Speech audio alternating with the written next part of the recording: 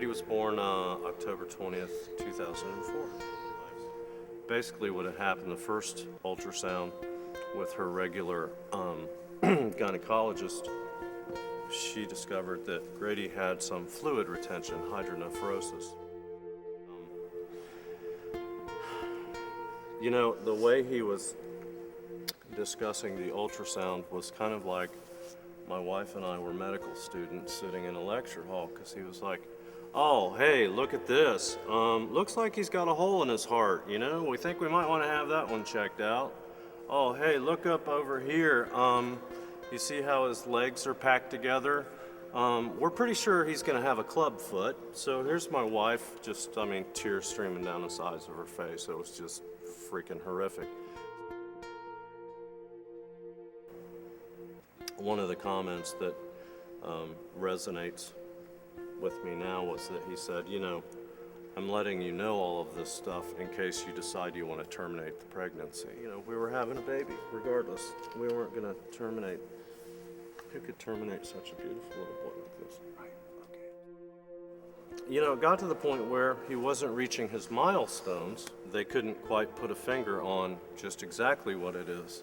So Grady, like thousands of other kids, his disability doesn't have a name. Grady was a little over 2 years old, and he had begun doing like physical therapy and occupational therapy, and he just wasn't into walking yet. Until you have a diagnosis, you can't apply for any type of state or federal aid. The Brandabur family came to Building Blocks through one of the therapy locations that we were partnering with. And this little boy was looking to do the therapy, and they didn't have the money for it. So the owner of the organization contacted me to see if we could help him out. Intensive suit therapy isn't covered by insurance, with the exception of one thing, and that was Building Blocks for Kids. At the time that the Brandabur family came looking for help, we were just starting a program called the Adopt a Child program.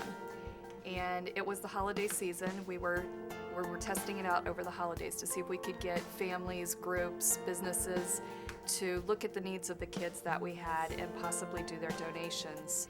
And several of the donors and families donated money for his need, and by the time the holidays were over, we had enough. About a week after he was done with the therapy, the kid was up and walking around. I mean, it was just absolutely insane.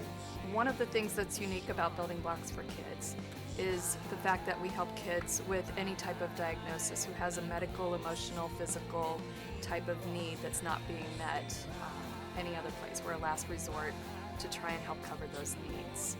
So we will help kids whether they have autism, cerebral palsy, muscular dystrophy, whatever the diagnosis is, and even if they don't have a diagnosis at the time. I feel very blessed that I've been able to help these families day in and day out. Building Blocks for Kids gave my child hope.